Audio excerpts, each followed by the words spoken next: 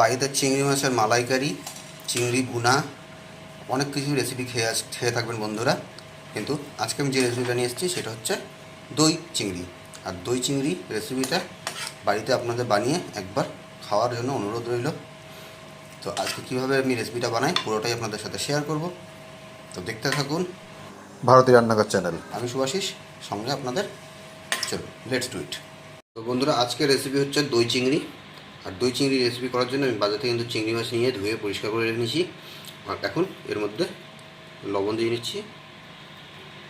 আর লবণ দিয়ে এখন এটা ভালো করে একবার মাখিয়ে নেব লবণটা সমস্ত চিংড়ি মাছের সাথে।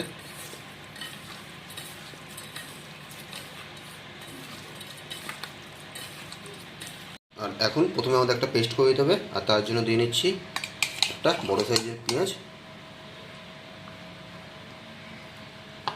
তার সাথে দিয়ে নেব 4টা কাঁচা লঙ্কা আর 12 থেকে 14 কোয়া রসুন।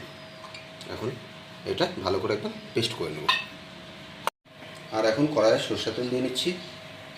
আর তেলটা গরম হলে চিংড়ি মাছগুলো যেগুলো আমরা লবণ মাখিয়ে রেখেছি সেগুলো ভেজে নেব। তো তেল কিন্তু গরম হয়ে গেছে। আর এখন চিংড়ি মাছগুলোর মধ্যে দিয়ে নেব।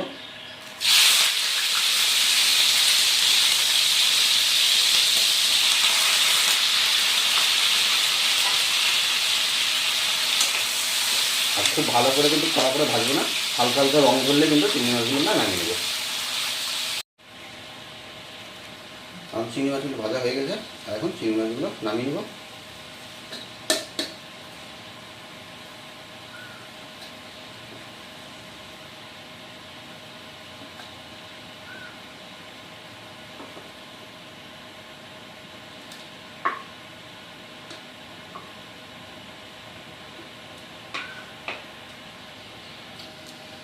আর এখন চিংড়ি মাছ যে ভেজেছিলাম সেই তেলেই দিয়ে নিচ্ছি গোটা গরম মশলা আর একটা তেজপাতা।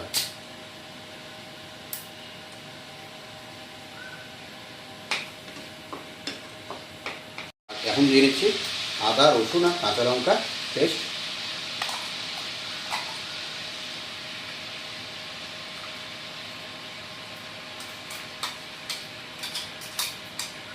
আর তার সাথে দিয়ে দিচ্ছি আদা পেস্ট 1 চামচ।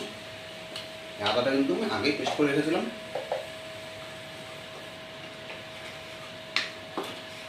আর এখন এটা ভালো করে একবার কষিয়ে নিতে হবে যতক্ষণ না আদা রসুন কাঁচা গন্ধটা চলে যায়। আদা রসুন পেঁয়াজ কিন্তু ভালো মতো কষানো হয়ে গেছে। আর দেখুন কালারটাও ভালো ভালো হয়ে গেছে। আর এখন এর মধ্যে দিয়ে নেব আগে থেকে আমি টক দই ফেটিয়ে রেখেছিলাম, সেই ফেটানো টক দই।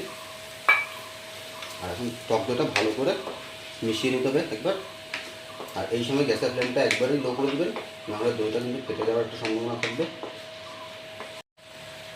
আর এখন দিয়ে নিব স্বাদ মতো লবণ।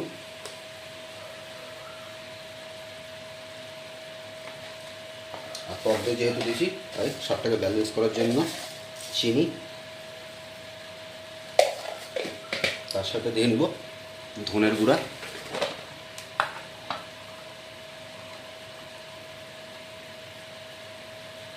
এখন এগুলো ভালো করে একবার মিক্স করে নেব।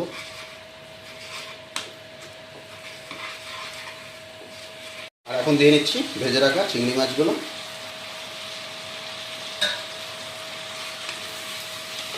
চিংড়ি মাছগুলোর সাথে মশলাটা একবার ভালো করে মাখিয়ে নিচ্ছি।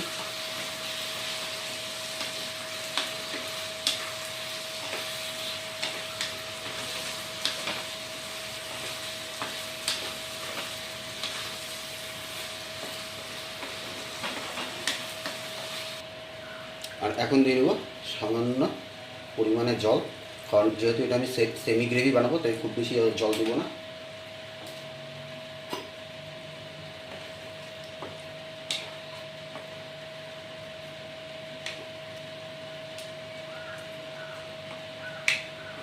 এখন এটা মিনিট 5-এর জন্য আমি ঢাকা দিয়ে দেবো।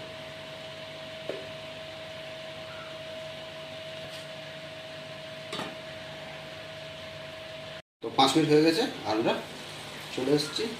আর দেখুন 5 মিনিট পর। আর সত্যি কথা বন্ধুরা, রান্নাটা আপনারা বুঝবেন না কিন্তু আমি পাচ্ছি অপূর্ব একটা সেন্ট বেরিয়েছে। আর এখন রান্নাটা শেষ করবো আমি উপর দিয়ে গুঁড়া গরম মশলা সাথে ঘি দিয়ে।